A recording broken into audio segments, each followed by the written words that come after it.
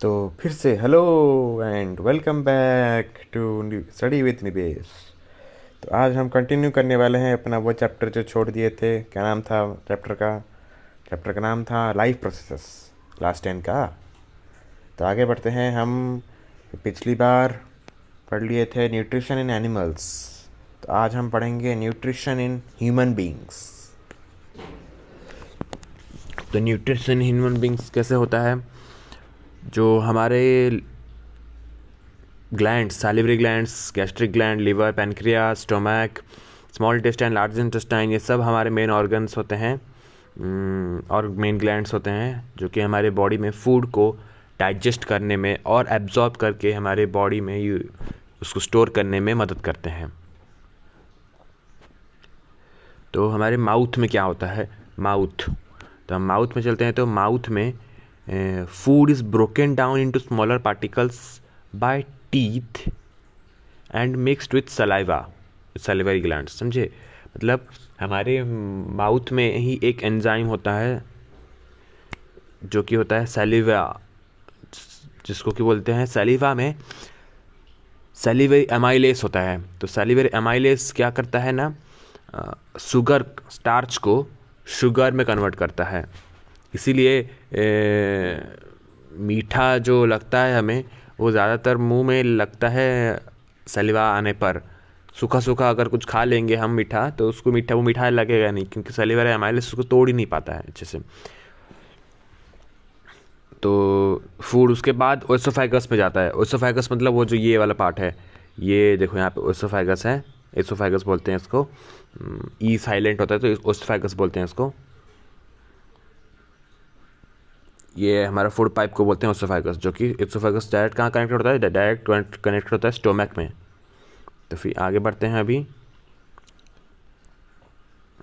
Stomach में क्या होता है? स्टोमक में गैस्ट्रिक ग्लैंड्स होते हैं जो कि गैस्ट्रिक जूस निकालते हैं, और एंजाइम्स को होते हैं जैसे कि पेप्सिन। तो गैस्ट्रिक ग्लैंड से क्या क्या निकलता है? पेप्सिन निकलता है, हाइड्रोक्लोरिक एसिड निकलता है और म्यूकस निकलता है। तो पेप्सिन क्या करता है? प्रोटीन को तोड़ता है। पेप्सिन ब्रेक्स डाउन प्रोटीन को तोड़कर उसको सिंपलर मॉलिक्यूल्स में तोड़ता है। और हाइड्रोक्लोरिक एसिड क्या करता है? खाने को एसिडिक मीडियम करता है। हाँ, क्योंकि पेप्सिन को काम करने के लिए एसिडिक मीडियम चाहिए, नहीं तो पेप्सिन काम नहीं करेगा। इसलिए उसको काम करने के लिए हाइड्रोक्लोरिक एसिड पेप्सिन को एसिडिक मीडियम प्रोवाइड करता है। और हाइड्रोक्लोरिक एसिड का बहुत सारे और भी काम है, जैसे कि कोई अगर फॉरेन जर्म्स कुछ अगर आ गया होगा हमारे खाना के साथ, तो उसको मारना। और म्यूकस क्यों रिलीज़ होता है? तो म्यूकस इसलिए रिलीज़ होता है क्योंकि हाइड्रोक्लोरिक एसिड बहुत बहुत स्ट्रॉन्ग है। आप अरे हाथ में गिरेगा तो तुम्हारा हाथ जल जाएगा पूरा। इसीलिए हमारा बॉडी के नेचुरल डिफेंस मैकेनिज्म है अपने स्टमक को बचाने के लिए। तो इसलिए हमारे स्टमक के इनर लाइनिंग्स में चारों तरफ म्यूकस स्प्रेड रहता है, ताकि म्यूकस और एसिड मतलब स्टमक और एसिड का डायरेक्ट कांटेक्ट ना हो। तो आपने नोटिस किया होगा, जब आपको भूख लग रहा होगा, बहुत दिन समय से नहीं खाया है, तो पेट जलने लगता है थोड़ा सा। एसिडिटी बोलते हैं उसको। क्यों एसिडिटी बोलते हैं? क्योंकि जो म्यूकस लेयर है वो भी इतना अभी होल्ड नहीं कर पा रहा। इतना एसिड रिलीज़ हो गया है हमारे पेट में कि म्यूकस लेयर भी उसको होल्ड नहीं कर पा रहा है। वो धीरे धीरे म्यूकस को हटाकर स्टोमक को जलाना शुरू करता है। इसीलिए हमारा पेट जलता है। इसीलिए खा लेना चाहिए जल्दी जल्दी, ताकि भूख ना लगे ज़्यादा और पेट ना जले। इसीलिए गैस्ट्रिक एसिडिटी कुछ ना हो। फिर जैसा ही खाना स्टोमक से आगे बढ़ता है, तो वो स्मॉल इंटेस्टाइन की तरफ जाता है। स्मॉल इंटेस्टाइन में क्या होता है ना, तो स्मॉल इंटेस्टाइन में देखो, अपर पार्ट को बोलते हैं ड्यूटेनम। तो ड्यूटेनम में क्या होता है ना, ड्यूटेनम वो जगह है जहाँ पर कि पैनक्रियाटिक जूस और बाइल जूस दोनों आता है। तो पैनक्रियाटिक जूस क्या होता है ना, देखो ये पैनक्रियाज है, ये पैनक्रियाज और लिवर, इन दोनों से दो जूस निकलते हैं। पैनक्रियाज से पैनक्रियाटिक जूस और लिवर से बाइल जूस। अब बाइल जूस मेनली बेसिक होता है। बेसिक मीडियम करने के लिए होता है, क्योंकि बाकी सारा बहुत सारे ऐसे कुछ हैं एंजाइम्स जो कि बेसिक मीडियम में काम करेंगे, इसलिए उसको बेसिक मीडियम में करने के लिए बाइल जूस भी यूज़ होता है, बाइल जूस निकलता है। बाइल्स ब्रेक डाउन फैट्स, और बाइल जूस फैट को स्मॉलर मॉलिक्यूल्स में भी तोड़ता है। पैनक्रियाटिक जूस में ट्रिप्सिन होता है और लाइपेज भी होता है। तो ट्रिप्सिन क्या करता है, देखो सिन सिन याद करने का तरीका है, सिन से जो भी नाम आए तो वो प्रोटीन को ही ब्रेक करता है। पेप्सिन प्रोटीन को ब्रेक करता है, और कुछ कुछ प्रोटीन्स अगर बच गया होगा या फिर और भी उस प्रोटीन को तोड़ना होगा तब उसको उसके लिए है ट्रिप्सिन। और लाइपेज भी फैट्स को तोड़ता है, क्योंकि बाइल जूस कुछ कुछ तोड़ दिया होगा और कुछ कुछ बच गया होगा या फिर उसको और भी तोड़ना होगा, तो इसलिए lipase break down fats in the small intestine. अभी आते हैं स्मॉल इंटेस्टाइन में, ड्यूडेनम के बाद। ड्यूडेनम से ही स्मॉल इंटेस्टाइन शुरू हो गया है। अच्छा, आप सबको लग रहा होगा कि यहाँ पर कि सर वापस खाना क्यों नहीं जाता। हाँ, वापस क्यों नहीं जाता, क्योंकि यहाँ स्टोमक के जस्ट एंट्री में और स्टोमक के जस्ट एग्जिट में एक टाइप ऑफ मसल्स होते हैं जिसको कि स्पिंस्टर मसल कहते हैं, स्पिंस्टर मसल। तो स्पिंस्टर मसल क्या करता है ना, बंद करके रखता है, मतलब सिर्फ वन वे पैसेज ही खुला रखता है, मतलब अंदर आएगा बस, अब वो बाहर नहीं जा सकता वो उसी रास्ते से। इसलिए खाना जब स्टोमक के अंदर आता है तब वो स्पिंस्टर मसल बंद हो जाता है, इसलिए खाना और ऊपर नहीं जा पाता है, नीचे ही आना पड़ता है। फिर जब स्टोमक से निकलता है तो फिर से स्टोमक का एंड वाला स्पिंस्टर मसल बंद हो जाता है, तो उससे भी अब खाना पास नहीं कर पाएगा, इसलिए आराम से, इसलिए वो अभी आगे बढ़कर स्मॉल इंटेस्टाइन में जाएगा। तो ये एक चीज़ बता दूं, स्मॉल इंटेस्टाइन का नाम ही सिर्फ स्मॉल है, लेकिन हमारे बॉडी का, मतलब नहीं बॉडी का नहीं, डाइजेस्टिव सिस्टम का, हाँ हमारे डाइजेस्टिव सिस्टम का लॉन्गेस्ट पार्ट स्मॉल इंटेस्टाइन है। यहाँ पे लिखा होगा, बाकी पता नहीं, नहीं होगा तो मैं बता दे रहा हूँ सबको। और हाँ, सबसे मेन चीज़, स्मॉल इंटेस्टाइन में विली होता है जो कि फूड को एब्जॉर्ब करने के लिए बना रहता है। तो देखो मैं तुम लोग को विली दिखाता हूँ।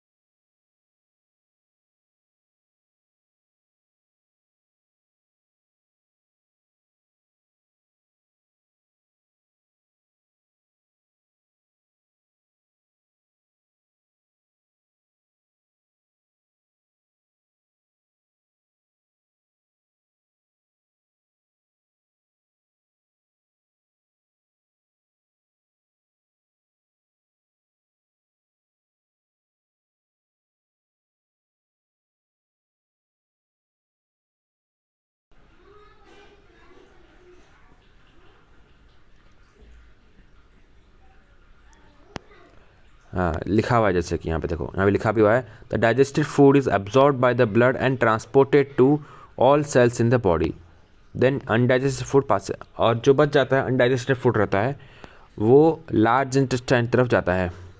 तो लार्ज इंटेस्टाइन क्या आता है ना, यहाँ पे वाटर को एब्जॉर्ब किया जाता है। हमारे फूड में कुछ कुछ वाटर होते हैं, तो वाटर्स को यूज़ किया जाता है और बाकी वेस्ट मटेरियल्स को निकाल दिया जाता है। ऐसा नहीं है कि सिर्फ वाटर एब्जॉर्ब किया जाता है, बोला नहीं है, लेकिन मैं बोल देता हूँ कि वाटर के साथ साथ एक्स्ट्रा कुछ कुछ अगर न्यूट्रिएंट्स बच गया है, ऐसे ही आ गया है, तो उसको भी एब्जॉर्ब कर लेता है। बाकी वेस्ट मटेरियल जो बचा है वो निकाल देता है एनस के थ्रू। ये है लार्ज इंटेस्टाइन, ये रेक्टम स्टोरेज है वेस्ट फूड का, और एनस है रिमूवल वेस्ट फूड का, जहाँ से हम रिमूव करते हैं।